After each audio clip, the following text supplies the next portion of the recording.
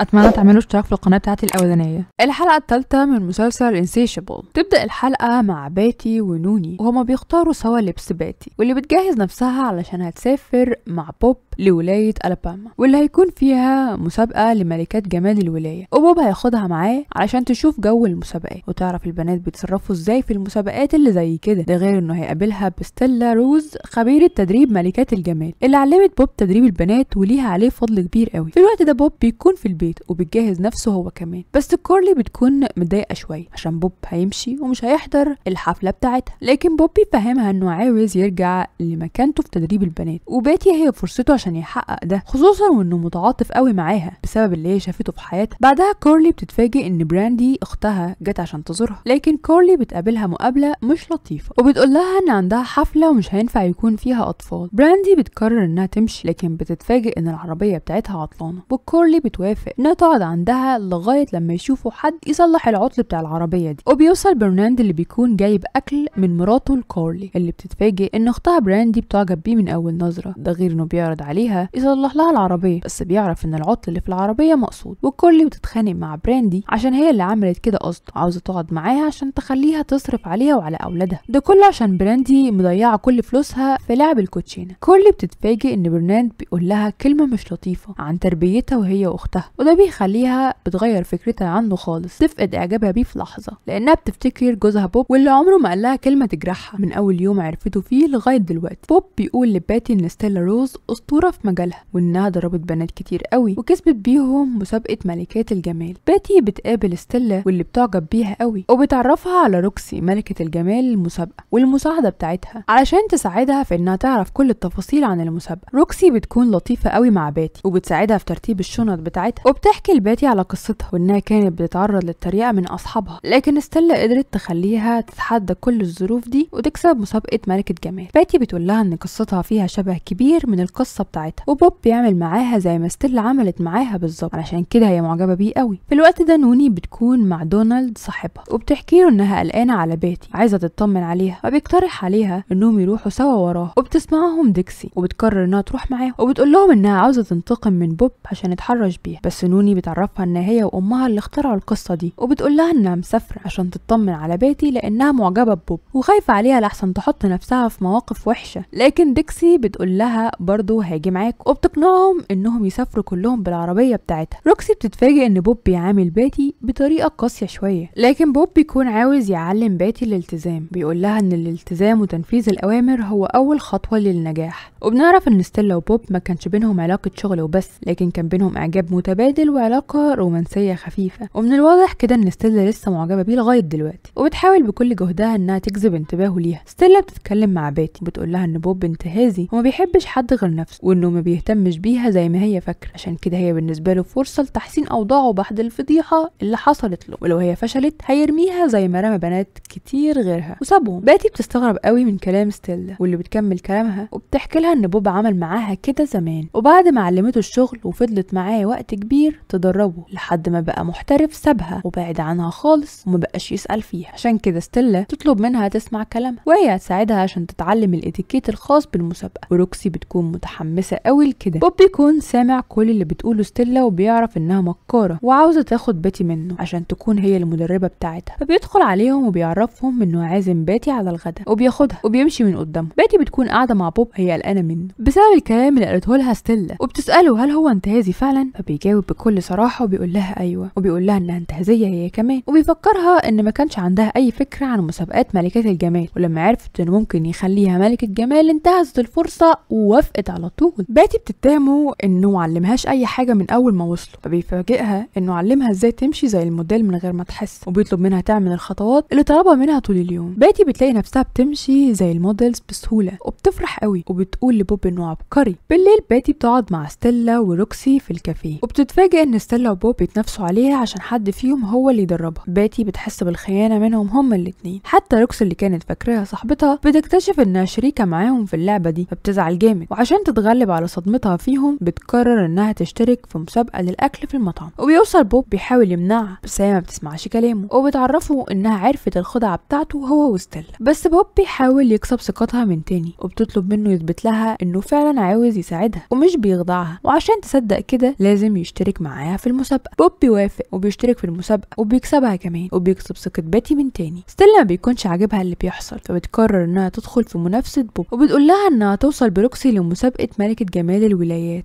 وهتكسبها منه هو وباتي. وبتروح لباتي وبتديها السلسلة اللي كان جايبها لها بوب من زمان لما كانوا بيحبوا بعض. باتي بتقول لنفسها ان السلسلة دي جات لها من السما علشان بيها هتقدر تبوظ علاقة بوب مع مراته كراولي ويكون ليها هي لوحدها وبس. وفجأة بتوصل ديكسي وبتفاجئ الكل بانها بتحاول تضرب بوب بالنار، لكن الامن بيمنعها. الحلقة الرابعة بتبدأ مع باتي وهي بتتمرن في الجيم مع بوب. باتي بتقول لنفسها انها بقت قريبة اكتر من بوب، وفاضل خطوة بسيطة وهتقدر تاخد بوب من مراته كراولي اللي بتكون في نفس الجيم، وبتشوفهم مع بعض وطبعا بتكون غيرانة من باتي. لكن بوب بيعرفها انه بيجهز باتي عشان تشترك في مسابقة ملكات الجمال اللي في ولاية فلوريدا، لكن باتي بتعرفه ان المسابقة اتلغت بسبب سوء الاحوال الجوية هناك. بوب بيتأكد ان فعلا المسابقة اتلغت وبيكون محبط قوي. ده غير ان باتي بتتفاجئ بالخبر ده. بوب بيشوف ايتا وبرناند في الجيم، وبيعرف ان كراولي جت الجيم علشان هي عاوزة تكون زي ايتا، وبيقول لها انها لازم تتخلص من الغيرة من ايتا، لكن هي بتقوله انها غيرة بريئة مش غيرة وحشة، لانها بتعمل الحاجات الكويسة اللي هي بتعملها من غير حقد او حسد.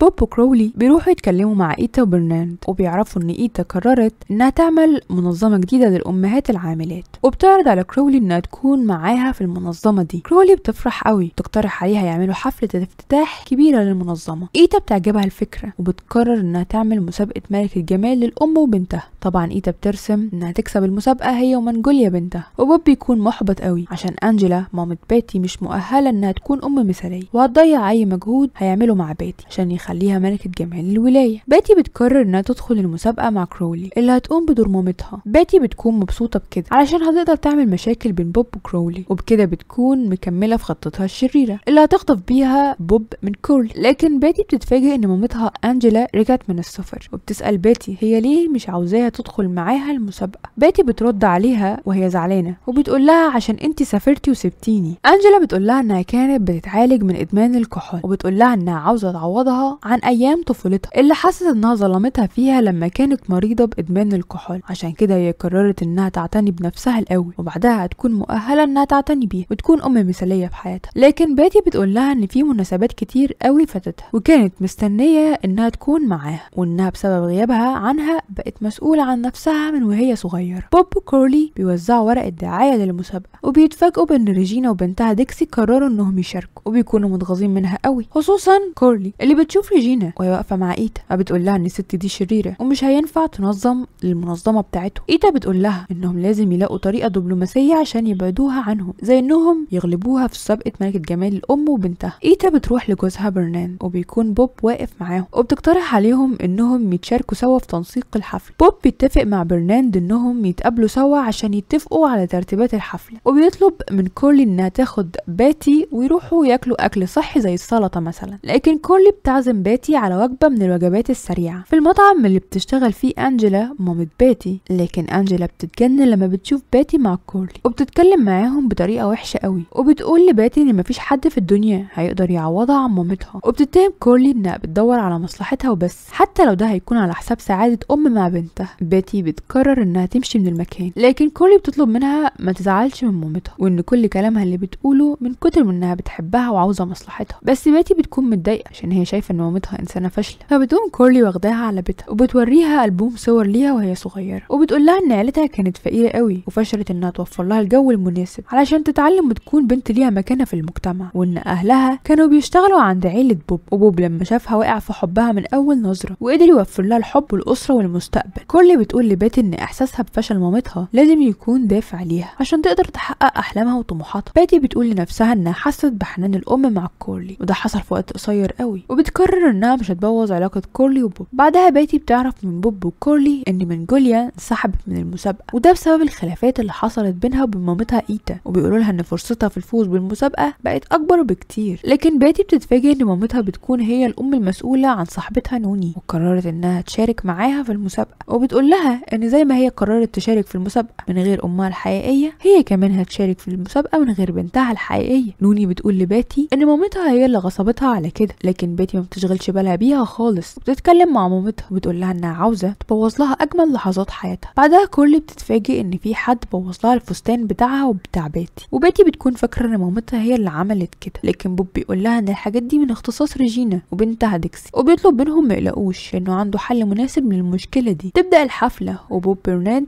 بيقولوا الكلمة الافتتاحية للحفل. بعد كده بيقدموا المتسابقات للجمهور، وبتدخل أنجيلا ومعاها نوني، وبعدهم ريجينا وبنتها ديكسي، وبيجي الدور على كورلي وباتي اللي بيبهروا الجمهور كله باللوك بتاعهم. وبعدها كل أم وبنتها بيقدموا الفقرات بتاعة المسابقة، وبيجي الدور على فقرة الحوار. وباتي لما بيسألوها عن كورلي وبتمثل لها ايه في حياتها، بتقول لهم ان كورلي شافت حاجة مميزة جواها محدش غيرها شافها قبل كده، وانها هي الدافع اللي خلاها تصمم على تحقيق أحلامها وطموحاتها. وبيجي وقت اعلان النتيجة، لجنة التحكيم بتختار باتي وكورلي ملكات جمال المسابقة اللي بيطيروا من الفرح وبيكونوا في قمة السعادة. وبعد المسابقة أنجيلا بتعتذر لباتي عن اي حاجة وحشة عملتها معاها قبل كده، بتقول لها انها فخورة بيها قوي وبتتمنى لها التوفيق في مسابقات الجمال الجاية. وبكده احنا وصلنا لنهاية الحلقة، يا رب يكون فيديو المرة دي عجبكم. السلام عليكم.